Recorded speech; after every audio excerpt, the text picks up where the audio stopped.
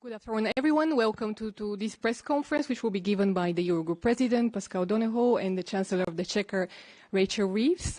Without further ado, Minister Donohoe, the floor is yours. So, good afternoon, everybody, and you're very welcome to this press conference to follow up from the very important Eurogroup meeting that we have just concluded. All finance ministers of the European Union have just concluded a very positive and very worthwhile and constructive dialogue with Chancellor of the Exchequer, Reeves. We all joined in welcoming her to this meeting, in hoping that this can be the first of many such dialogues. At the start of such discussions, many speakers acknowledged that we are in a world at the moment of increasing volatility, of many challenges, of division and of difficulty. And at moments like this, it is very important to refocus in on those relationships that have a bedrock of shared values, of shared outlook on the really important questions of our time, and also similar and shared policy priorities. And we're all of the view that we have such a partner in the United Kingdom, and we had a very rich dialogue regarding what are the different topics that we are working on collectively. We all acknowledged, and I know the Chancellor will speak to this, of the reset that is underway between the European Union and the United Kingdom. That reset will lead to important meetings in the time ahead and will lead to discussions that we hope can lead to outcomes that further enrich the relationship and friendship between the United Kingdom and the European Union. But as we talked about the reset, we also had today a very powerful reminder, a reminder of all that we have in common.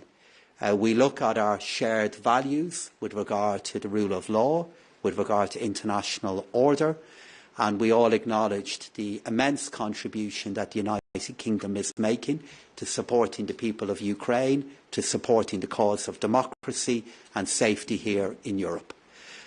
We then moved on to the shared areas that we are working on together from a policy perspective.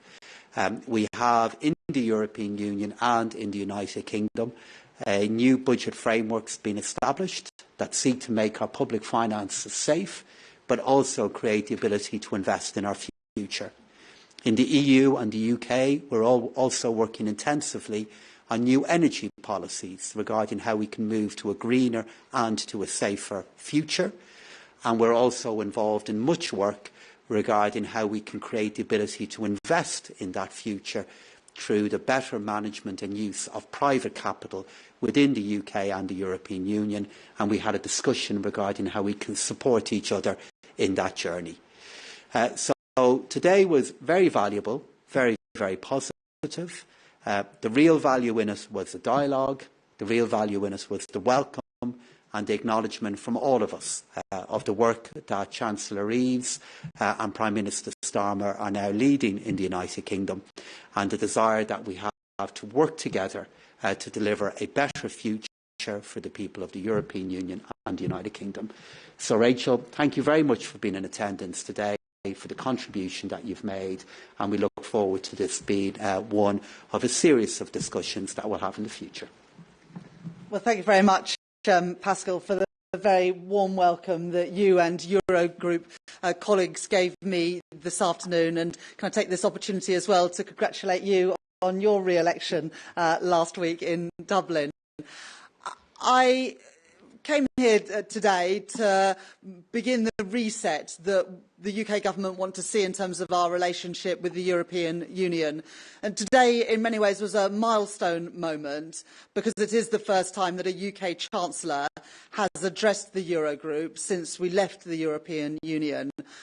And I was really pleased and overwhelmed, really, by the response that I had from finance ministers across the European Union who want to reset, rebuild the relationships between our countries, and to have a more business-like relationship between the European Union and the UK, no longer based on division and antagonism, but acting in our own national interests to build better trade and cooperation between our countries, but also to cooperate in crucial areas like defence and security, as we have over the last few years on Ukraine. And together we reminded ourselves of the work that we've done collectively through the Extraordinary Revenue Acceleration Programme, through sanctions, for example, to make life harder for Russia, and also to put the Ukraine in the best possible situation that we can collectively do. In addition to that, a real clear recognition from everybody in the room that growth is not a zero-sum game, and that all countries in the European Union, and indeed the UK too, need to do more to boost our growth, our productivity and our competitiveness in international trade and on the international stage. And improving the trade relationships between our countries is one crucial way to do that, to make our businesses more competitive, to give them access to greater markets, and ultimately to improve living standards for working people. That's what I'm determined to do as Chancellor of the Exchequer, and I know from the meeting today that is something that we have allies, friends and partners with in the European Union as we begin to reset those relations as we move into the new year. Thank you very much. Many thanks, and we open the floor for a few questions. Over there, please. I think the mic is just behind you. Yes. I think there are mics on the two sides of the room. Joel Hills from ITV News. Chancellor, the Centre for European Reform says the reset of the type that Britain proposes will be helpful for trade, but is likely to do little to undo the costs that we've experienced as a result of Brexit. If you really want to boost economic growth in Britain, don't you need to be more ambitious? We got a mandate at the election in July to grow our economy, and we also included in that manifesto a number of red lines in terms of our relationship with the European Union. No return to the single market, the customs union or free movement of labour. Those red lines remain, but subject to those, we want to build closer trade relationships, but also defence and security cooperation with our neighbours and trading partners in the European Union, because it is in our collective national interest to do so. I recognise that the deal that the previous government secured post-Brexit was not the best one for our country, and indeed has reduced trade flows not just from the UK to the European Union, but also from businesses based in the European Union and into the UK. And so there is a shared objective and a shared challenge to improve those trade flows, to improve those investment flows in the interests of citizens, not just in the UK, but also in countries in the European Union too. Please, Jorge.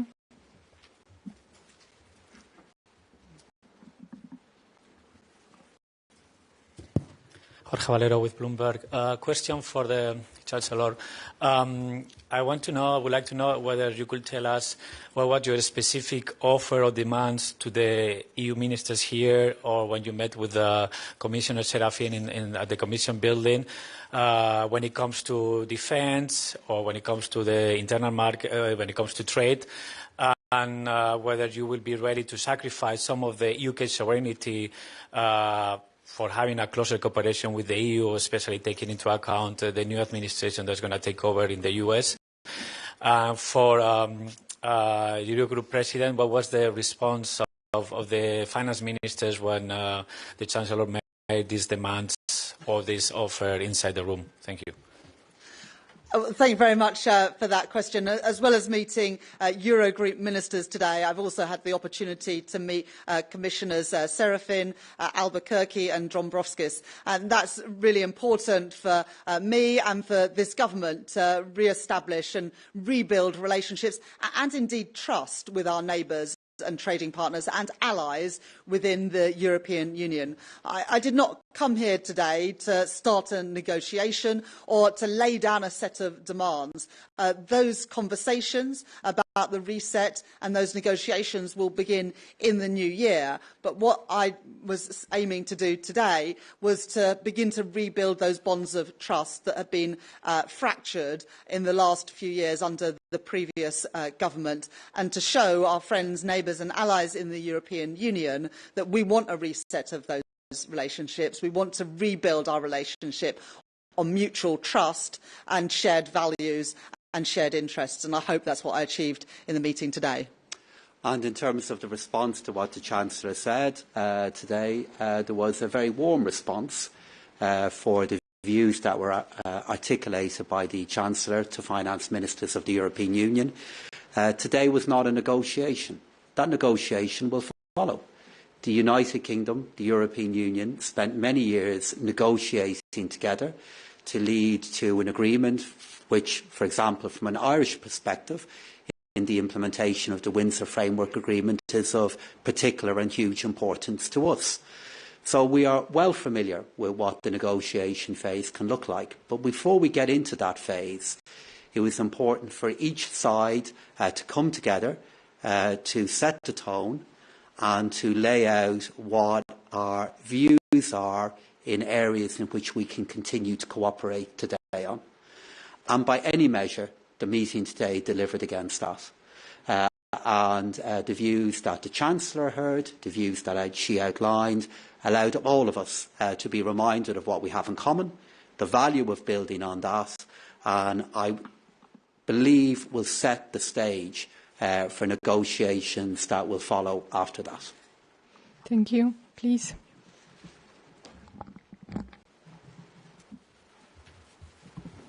Hello, Faisal Islam, BBC News. Chancellor, you said that you wanted to reset and rebuild the relationship. It would be helpful to get a feel for just how ambitious that would be, recognising your repeat of the red lines. Are the following things on the table, because you haven't ruled them out? Full dynamic alignment of food standards in a veterinary deal, extending the fisheries deal, and some sort of youth mobility or experience exchange. And for Pascal, can anything like this happen in an ambitious way without a fisheries deal first? So the Eurogroup has many areas of competencies, but one of them, thank God, is not fisheries policy.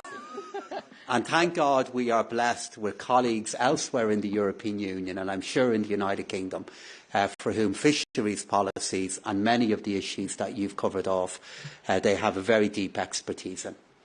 And those colleagues can go to work at another point, if appropriate, across next year.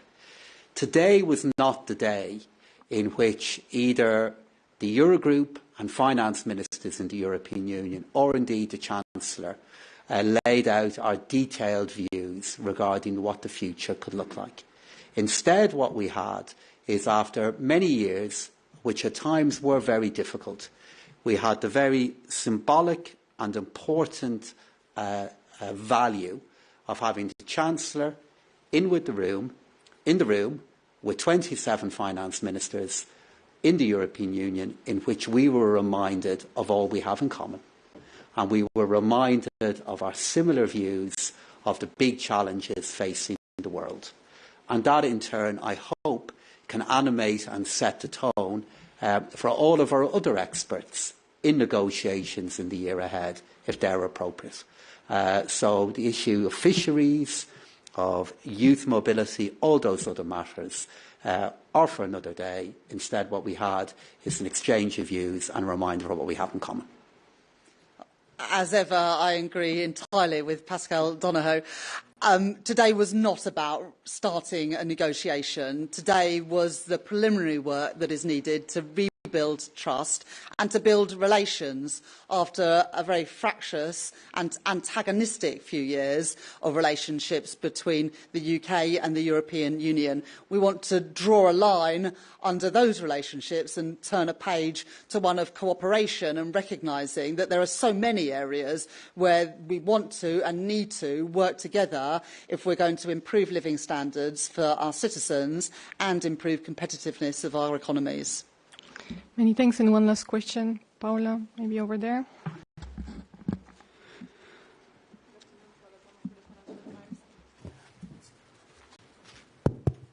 In the area of financial services, Chancellor, you have been telling at home your regulators that they should have more appetite for risk and regulate for growth, including watering down some prudential requirements and so on. Whereas today, to your colleagues here, you have said the UK has the highest regulatory standards and that it's in mutual interest to open each other's markets. How do those two things square together? And Pascal, to you, do you think that beyond the talk for a reset, there might be regulatory divergence in the space of FinServ? Thank you. As I set out in my Mansion House speech a few weeks ago, it is important that regulators regulate not just for risk but also for growth, and I set that out in the new remit letters to the financial service regulators. But we do have the strongest financial services regulations of anywhere in the world, but it is important to look again at the rule book, for example, that the FCA operates under to make sure that we remain competitive. And one of the things that we discussed today at the meetings was the importance of financial services in London in financing growth across the European Union. And the whole of the European Union benefits from the deep and liquid capital markets that we have in the UK that can help finance start-up, scale-up businesses, as well as the infrastructure investment that we need in energy and elsewhere. That is something that I feel was recognised across the whole of the European Union at the Finance Ministers' meeting today. And from a European Union perspective, we are very clear that the stability of our financial sector is the bedrock of macroeconomic stability, which in turn creates the environment within which economies can grow in a sustainable way. We are also committed to the very highest standards of regulation for the financial sector, and we don't believe that is in any way inconsistent with the financial sector in turn contributing to economic growth. In terms of the relationship between the UK and the EU on these matters, actually we have a dialogue and a memorandum of understanding between the UK and the EU and financial services that is progressing well, and that provides a forum within which issues like this can be discussed. But I want to go back to what the Chancellor and I have said repeatedly today. Today was not about either the UK or indeed the EU laying out clear views on detailed matters that may be negotiated in the future. Instead, what this was about is finance ministers who are facing the same challenges, whether it's representing the people of Leeds West or Dublin Central. The people that we serve are concerned about the same things: their living standards in the future, how we move to a greener and safer futures, and how we can invest in that in a way that is affordable. We're facing the same challenges. Today we heard some shared answers on that work. And I and my colleagues in the European Union very much look forward to building on that in the years ahead. And I look forward to welcoming back the Chancellor to similar dialogues like this in the future. Thank you. Many thanks, Chancellor Reeves. Many thanks, President Donohoe, and to all of you for coming. We will now reconvene shortly the Eurogroup in regular format. Thank you. Thank you. Thank you. Agree vehemently. Indeed, always helps.